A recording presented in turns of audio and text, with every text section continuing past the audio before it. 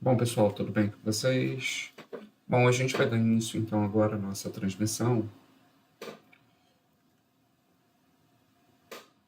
do, da nossa live, né, falando sobre Novembro Azul. Lembrando que a gente está no primeiro dia do mês de novembro, que é justamente o mês que a gente está comemorando essa campanha, que ela acontece anualmente, né, com a conscientização sobre a saúde do homem. Ela não foca só na questão do câncer de próstata, né? Ela faz um processo de revisão total sobre a questão da saúde do homem, mas o ponto principal do destaque, de fato, é a busca ativa, né, o quanto antes das doenças, né, das afecções cometidas ao homem. Então, o objetivo da nossa live de hoje é justamente estar discutindo esse ponto, né, da gente estar falando sobre a questão da saúde do homem e, principalmente, né, em relação à questão da detecção precoce do, do câncer de próstata, tá certo? Bom, então vamos dar início, né, a esse contexto com os nossos slides e lembrando que está disponível para vocês também qualquer tipo de comentário no chat, tá ok? Vocês podem colocar no chat que eu vou estar vendo e na medida do possível, eu vou estar respondendo para vocês, né, as informações solicitadas. Bom, então, esse contexto, a gente tem que entender primeiro algumas questões em relação à população masculina. Né? Hoje, o Brasil, né, segundo o censo de 2022, a gente tem lá a população em torno de 212,6 milhões de pessoas. Né? De acordo com essa pirâmide etária que a gente está vendo ao lado, das divisões entre sexos de homens e mulheres, a gente percebe que, né, a população masculina ela gira em torno de 98.532.431 habitantes no Brasil. E aí a gente vê que a distribuição dela, em todas as camadas das faixas etárias, né, o homem tem sempre um percentual menor do que mulheres. Né? Hoje a população feminina é muito maior do que a população masculina no Brasil. Bom, partindo desse conceito, né, dessa situação em relação à questão da população masculina, né, pede da gente, quanto profissional de saúde, uma preocupação bastante grande nessa viabilidade de tratamento, de pesquisa, né, muito mais precoce em relação à questão da saúde do homem.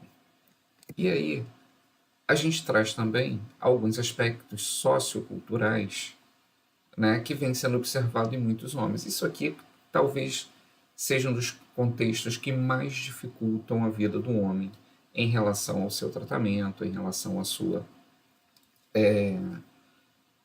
postura, em relação ao contexto de ser tratado, né, e buscar o tratamento médico.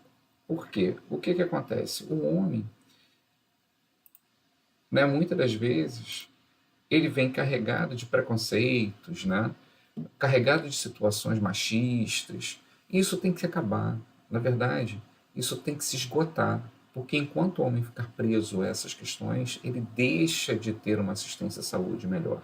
Né? Ele deixa de procurar as suas afecções, as suas morbidades, muito antes. E aí, quando se descobre alguma coisa, quando se descobre algum tipo de patologia, já está bastante avançado. Então, o que acontece em relação a esse aspecto sociocultural no homem? Ele tem a questão do medo de descobrir uma doença, né? Achar que nunca vai adoecer e por isso ele também não se cuida, né? Sempre vivendo aquele o hoje, sempre levando ao processo da sua vida diária, né? Num contexto onde ele vai estar fazendo somente aquelas coisas do seu dia a dia, nunca pensando na sua saúde, mas sempre muitas das vezes pensando na saúde do outro, né? Sempre procurando trabalhar mais, ganhar mais, né? Viver desta forma sem se olhar, sem olhar para si, né? E isso traduz no homem vários problemas, né? Não se preocupam com serviços de saúde e não seguem tratamentos recomendados. Por quê? Isso é até natural, né? O sujeito tem uma determinada patologia, ele melhora daquela patologia, ao longo ele vai acabando o quê? Relaxando no seu tratamento e deixando esse tratamento de lado, né? Estão expostos aos acidentes de trânsito e de trabalho, né? Esse é um outro fator também que a gente detecta. Eles apresentam vulnerabilidades específicas que contribuem para uma maior suscetibilidade, né, às doenças sexualmente transmissíveis, né, e principalmente a questão da AIDS. Também utilizam álcool e drogas em maior quantidade, né, muitas das vezes que as mulheres, e estão envolvidos na maioria das situações de violência, né? E aí a gente inclui nesse processo de violência a violência física, a violência de trânsito, né? Então você tem o homem envolvido em grande parte desse processo de violência. E aí, né, consequentemente, você vai ter uma maior morbidade e uma maior mortalidade desses homens por conta dessas questões. E também não pratica atividade física com regularidade, tá? Isso é um fator bastante comum, né, no contexto das informações que o paciente traz para a gente, né, às vezes numa consulta básica de enfermagem. E essa consulta, às vezes, a gente fica tão focado no processo da consulta ser realizada em consultório, propriamente dito, mas não. Às vezes, aquele paciente que você atende na emergência, aquela pessoa que te aborda na rua, que você está conversando, aquele homem que às vezes te abordou por algum motivo, e você começou a bater um papo com ele ali, e aí ele solta muitas das vezes, se for uma coisa que está angustiando, né, a condição de vida dele naquele momento, ele vai falar que muitas das vezes ele está com uma ardência a urinar, que ele está com uma dificuldade a urinar, quando ele vai, toda vez ele vai urinar, fica só pingando, e ele está sempre com vontade urinar, né? Ele acaba de ir ao banheiro e depois aquela vontade retorna. Então, principalmente quando a gente fala que é da área de saúde, né? E aí, consequentemente, isso aflora, né, nas pessoas, né? Elas procuram contar alguma coisa, alguma experiência, algum problema que elas estão tendo, passando dentro desse contexto de assistência, né? Alguns fatores de risco a gente tem a idade avançada, o histórico familiar, etnia afro-americana, a obesidade, a dieta rica em gorduras, são fatores que podem desencadear alguma coisa relacionada a alguma doença prostática, né? Dentre elas o câncer, como a gente falou. Então, conhecendo um pouquinho a próstata, né, e é importante a gente ter essa visão geral desse contexto prostático, né, porque boa parte, como a gente falou, dos cânceres que são acometidos no homem estão envolvendo a questão da próstata. Então, nesse contexto, a gente tem aqui a próstata é uma glândula, né, que ela é localizada abaixo da bexiga. Então, se vocês visualizarem aqui, a gente tem a bexiga, né? Aqui a uretra, né, que vem até a saída do meato urinário, e nessa região aqui a gente tem a próstata, tá? Essa próstata, ela é muito semelhante a, ó, aqui a próstata, né, para ficar melhor visualizado para vocês. Normalmente essa próstata ela tem um aspecto como se fosse uma noz, né? Tá chegando o final do ano, né? Normalmente a gente compra aí para a ceia natalina aquela nozes, né? E ela é exatamente parecida com ela e ela é cortada ao meio, né? Ela é cortada ao meio justamente pela uretra, né? Que passa entre ela. Isso tem um objetivo, né? A uretra passa aqui. Por quê? A próstata, né, como a função dela é produzir, né, parte, né, daquele contexto de ejaculação, né, que é justamente aquele líquido seminal, aquele líquido que vai fazer com que ali você tenha nutrientes para alimentar aquele espermatozoide o tempo que ele estiver ali e durante o trajeto dele até a fecundação, né? E ela auxilia também no controle urinário. Então, essas são algumas das funções mais básicas que a próstata tem, né? E os principais adoecimentos que você pode ter nesse contexto de problemas com a próstata seriam as prostatites, que seriam inflamações da próstata, né? Você teria inflamação da próstata, você tem as hiperplasias prostáticas, que é esse aumento dessa próstata, tá? Porque essas células começam a se expandir, tá? Ainda não é o câncer. E você tem também o câncer de próstata, né? Então, essas situações são as que são mais comuns que afetam o homem nesse contexto prostático, tá certo? Então, a gente tem uma glândula, né? A próstata como uma glândula, que vai produzir justamente esse líquido, esse arcabouço que o seu espermatozoide precisa para se nutrir e ter o composto. Ele também auxilia no processo de, de tá urinando, tá certo? Aqui a gente tem justamente esse processo da hiperplasia prostática, tá? Né, que ela pode ser de origem benigna, né, que normalmente é, tá? Só um minutinho, gente.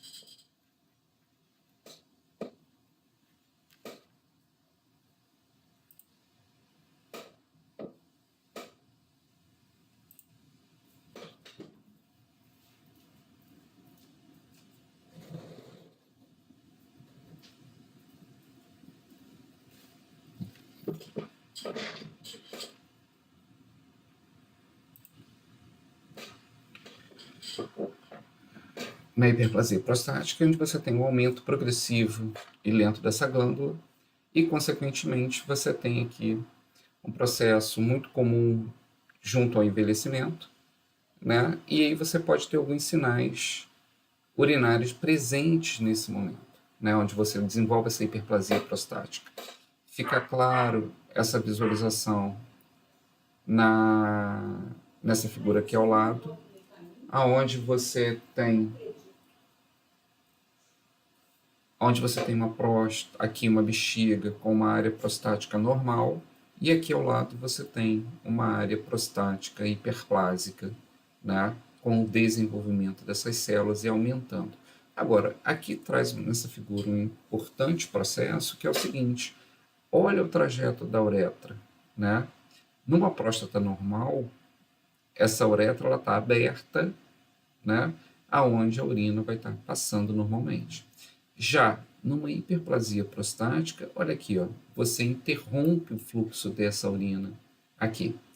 Muitas das vezes, no homem mais velho, depois de seus 55, 60, 65 anos, o que acontece? Esse processo de hiperplasia prostática ele começa a acontecer. E aí, muitas das vezes, o que acontece?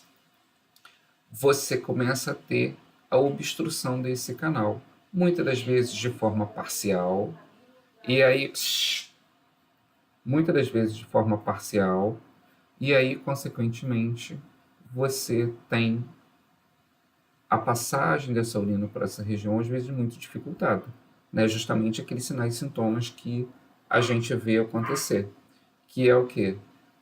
Né? O jato urinário fraco, fino, né? Aquela sensação sempre da bexiga distendida, cheia, né? E aí, quando o homem vai ao banheiro, ele vai lá, urina um pouquinho, melhora a sensação, logo depois ele começa a ter aquela sensação de novo, né? Você tem aquela hesitação de iniciar a micção, ou seja, ele está com vontade de urinar, ele quer urinar, só que ele não consegue naquele primeiro momento. Depois é que aumenta a contração da musculatura, da bexiga, e consequentemente ele consegue romper esse primeiro processo da obstrução. E aí consegue urinar, né? A urina com frequência aumentada, a sensação de resíduo de micção, como a gente falou, e um gotejamento no final da micção.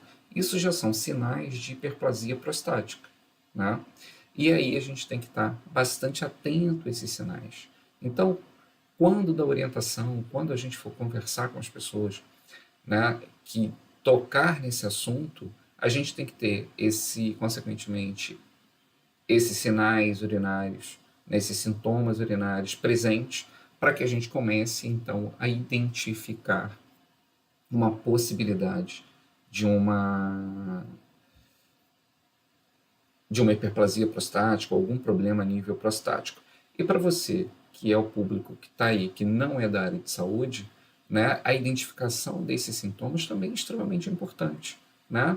Às vezes você já está passando por uma determinada situação e nem se tocou, né? E nem está ainda ligado nesse presente de uma possível alteração. Então, assim, fiquem ligados na situação, tá bom?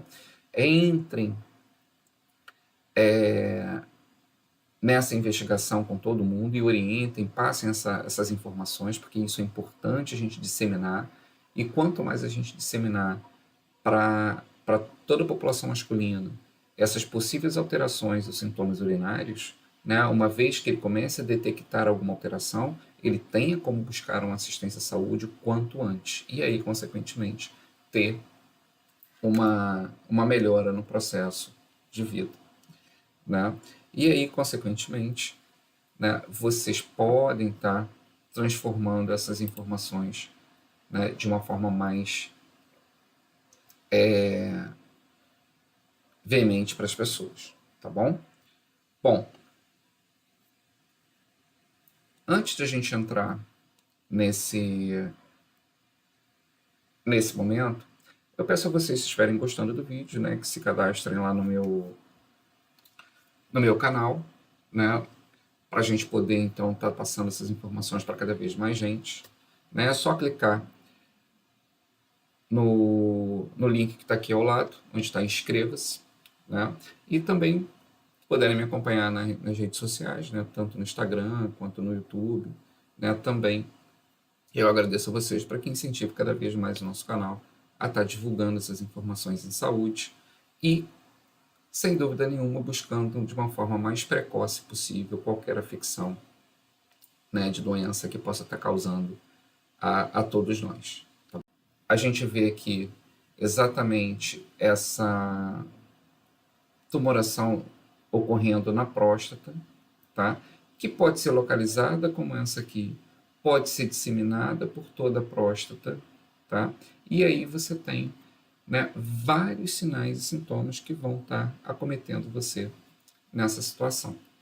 Então você tem, né, a formação do câncer de próstata. Normalmente ele ocorre nas zonas periféricas da glândula prostática, né, em toda essa região aqui.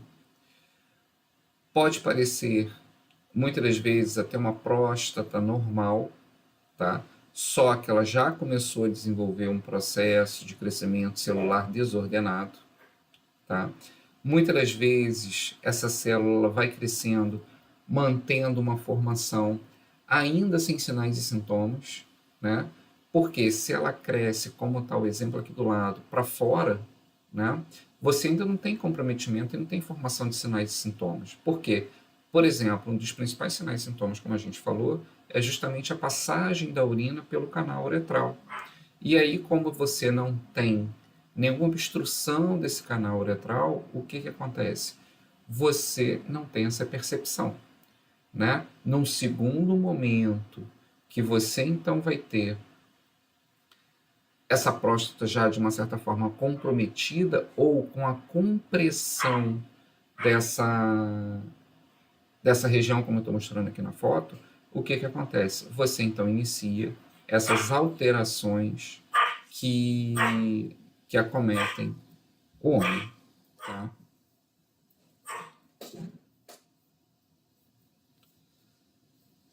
Bom, na questão do câncer, né, você tem uma frequência entre os homens após os tumores de pele, como melanomas e tudo mais.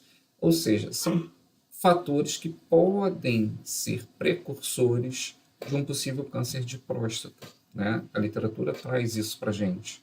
né, essas correlações, né, de outros cânceres com a questão do câncer de próstata.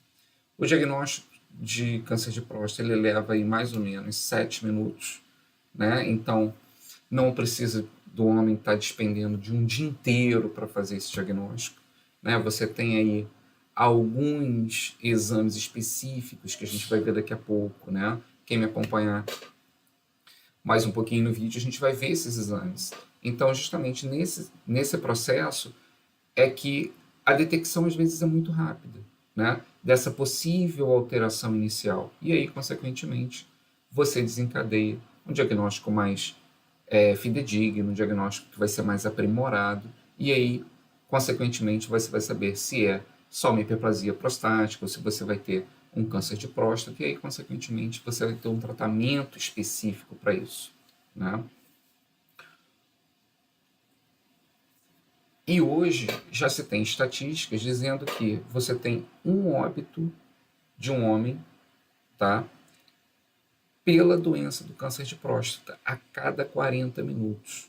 Então, olha a quantidade de homens que morrem, né, a cada 40 minutos no Brasil. Essa é uma estatística muito elevada, né? Se você bota a quantidade de homens que você tem, 98 milhões de homens no Brasil. Né? Você tem aí 25% dos portadores de câncer de próstata morrem justamente devido a essa doença, essa má condução da doença no processo de tratamento do câncer de próstata, né? Então, a gente faz muito mais nessa live de hoje, o quê? Um alerta, né? Para que esse homem, de fato, procure uma assistência. E a gente, quando fala desse homem procurar uma assistência, muitas das vezes ele precisa do auxílio da sua companheira, da sua esposa, da sua namorada, para que faça com que ele vá procurar, né? Um homem é um sujeito muito difícil. Então, o que acontece? Quanto mais ele tiver incentivo, ele vai buscar essa assistência o quanto antes, né? Então, onde a gente também percebe estatisticamente que 20% dos homens, né, dos pacientes com câncer de próstata, são diagnosticados em estágios mais avançados, e aí está o grande perigo do processo, né? Se você pega esse câncer no iniciozinho, uma possível alteração que esse homem possa apresentar, né, e logo busca uma assistência, ele consegue um tratamento mais efetivo, um tratamento mais eficaz, né? À medida que o tempo passa, essa célula que vai se desenvolvendo aqui, ela vai se desenvolvendo de forma silenciosa. Ela não está falando para esse homem, né? Ela não está causando ainda um grande problema. Mas quando ele chega a um determinado ponto que começa a causar o problema, aí você já tem realmente 20% desses pacientes já com diagnóstico bastante avançado de câncer, tá? Quanto aos sintomas, né, começam a aparecer, 95% do caso já está em fase bastante adiantada, foi o que a gente falou, né? Então, não é possível prevenir uma doença, mas é possível diagnosticá-la precocemente, que é o objetivo que a gente traz aqui hoje nessa discussão sobre o Novembro Azul, né? Com uma forma de conhecimento e uma forma de desenvolvimento de estratégias para a gente da área de saúde e para a população de uma forma geral, né? Que ela tenha esse conhecimento e possa, de uma certa forma, disseminar isso para todo mundo. Então, o diagnóstico precoce, ele chega a curar 90% dos cânceres de próstata, né? Então, a gente tem aqui uma alta incidência de cura quando se detecta precocemente esse câncer, e aí, consequentemente, né, muitas das vezes depende exatamente da buscativa, né? Numa estatística, né, que eu tirei de uma fonte de pesquisa, a gente tem aqui que 85 mil novos casos podem acontecer de câncer de próstata, né?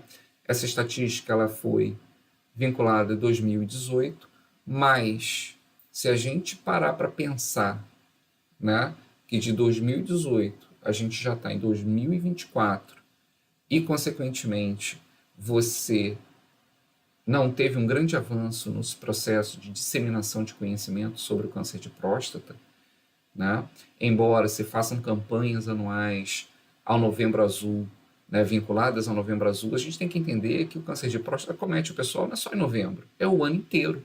E aí, consequentemente, né, nos faz refletir de que todos os meses, todos os dias, todas as semanas que a gente tiver contato com alguém que refira algum tipo de sinais ou sintomas que a gente já discutiu na nossa live, a gente tem que criar esse grande sinaleiro vermelho, amarelo, né, de alerta, para que essa pessoa possa procurar, então, uma assistência à saúde o mais precoce possível.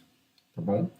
E nesse gráfico, a gente percebe nitidamente que 84.992 casos de próstata acometem quem? O homem. É a maior incidência de câncer que a gente tem no homem, né? Seguido pelo colo retal, pulmonar, gástrico e CA de bexiga. Então, aqui, a próstata está em primeiro lugar. Então, a gente tem que combater urgentemente esse processo. Tá bom? Bom, e quais os exames que são feitos para a detecção mais precoce possível do câncer de próstata? A gente tem aqui o toque retal, né, que é um exame físico que permite justamente o médico avaliar o tamanho e a consistência dessa próstata. É um exame extremamente simples, que muitas das vezes as pessoas não entendem por que é feito o toque retal, né? Uma vez que um homem cheio dos preconceitos, das questões sociais que são colocadas para ele desde quando ele nasce, como o próprio colega falou,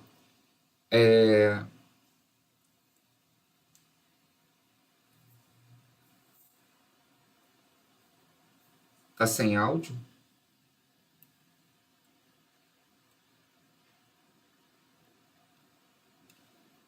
Ah, voltou, beleza.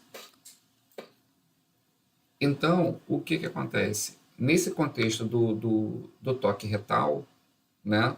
Vou explicar daqui a pouquinho por que se faz o toque retal, né, dentro desse processo, porque a gente tem que entender por que foi primeiro colocado essa questão do toque retal, que é um exame físico, né?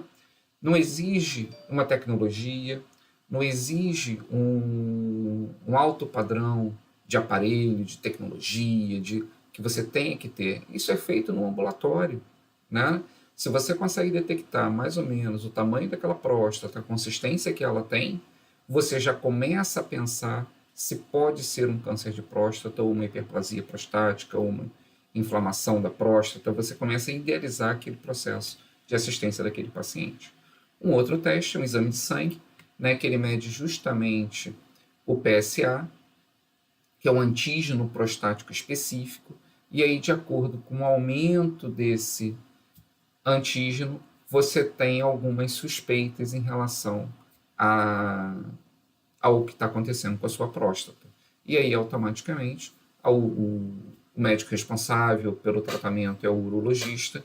Ele, mediante a esse exame, ele vai passar por uma segunda etapa, né? E aí eu falo assim, mediante aos dois exames, o exame físico do toque retal e o exame de PSA. Então ele passa por uma terceira etapa, que seria o quê? A realização de uma biópsia de próstata. E essa biópsia de próstata, ela vai retirar um pedacinho daquela célula que está ali, né, daquele tecido prostático, e vai fazer uma lâmina e detectar se aquelas células que foram retiradas são de origem, de fato, cancerígenas ou não. Deixa eu voltar os slides aqui um pouquinho, só para mostrar para vocês por que se faz a opção do toque retal. A primeira foto aqui, né? Aqui a gente tem o reto, né? Aqui a gente tem, né, justamente a região do reto, aqui é o ânus, e olha a próstata aqui. Então, qualquer alteração que essa próstata possa ter de aumento, tá? ampliação desse diagnóstico de uma forma mais fidedigna, né? Então, dando continuidade, como tratamento desse câncer de próstata, a gente tem as cirurgias, né, que são as remoções total da próstata ou parcial, né, depois que você fez o diagnóstico, depois que você fez a biópsia, que você tem todas aquelas informações de imagem, como tomografia, ressonância, ultrassom, né? Você fechou o diagnóstico, você fechou a área da lesão, você vai estar dentro do contexto do tratamento do cirurgião urológico, ele vai dizer para você o seguinte, ó, vamos fazer uma ressecção parcial dessa próstata. Ah, não, a gente vai fazer uma ressecção total porque ela está toda comprometida. Então, esse processo é feito junto com o cirurgião urológico, né? E, consequentemente, os profissionais de saúde, como, por exemplo, os enfermeiros, vão estar participando de todo o processo, desde da orientação pré-hospitalar, né, seja na saúde pública, seja dentro do hospital, seja em qualquer momento que ele tenha contato com esse paciente que estava com alguns sinais e sintomas efetivos do processo de assistência que ele pode estar prestando a esse indivíduo, durante o procedimento cirúrgico, através do provimento da sala cirúrgica, dos materiais, da orientação, do pré-operatório, da visita pré-operatória, da conversa com aquele paciente, da explicação do que vai estar acontecendo. Ele também vai estar participando do intraoperatório, observando todas aquelas questões de sinalizações que o paciente pode estar apresentando, tanto de sinais vitais quanto de alterações de sangramento, né? Então, isso tudo o enfermeiro também vai estar participando, e principalmente no pós-operatório, né? No controle de sangramento, através da infusão contínua de soro, muitas das vezes gelado, né? A avaliação desse sangramento desse paciente, das trocas de curativo, das orientações, né? Tem uma série de ações que o enfermeiro vai estar fazendo dentro desse contexto cirúrgico. Você tem como também tratamento a radioterapia, né? Que são o uso de radiações que vão destruir essas células cancerígenas e prostáticas. E você também tem a terapia hormonal, né? Que ela pode levar ao bloqueio ou redução da produção de hormônio que estejam alimentando aquele câncer, né, ou aquela hiperplasia prostática daquele indivíduo, tá bom? Então, essas são as principais formas de tratamento do câncer de próstata e das hiperplasias. Se puderem, dá um like nesse vídeo, né, para que ele possa estar sendo disseminado cada vez mais para outras pessoas, né, e isso seja realmente um sopro que vai levar essas informações a todo mundo. Né? E se inscrevam também no canal, que isso vai fortalecer cada vez mais o estímulo desse que vos fala a estar passando essas informações, né, sobre saúde e, consequentemente, contribuindo, né, na formação dos nossos acadêmicos, na revisão, né, conceitual dos nossos profissionais da área de saúde, que, consequentemente, precisam, de vez em quando, estar sendo levadas essas informações a todos nós, para que fique na memória e a gente possa, de fato, fazer uma excelente assistência à saúde. E você, né, que não é da área de saúde, mas que até agora permaneceu nesse vídeo, eu lhe agradeço muito e peço que você também seja um grande disseminador dessas informações, tá bom? Um grande abraço e até a próxima.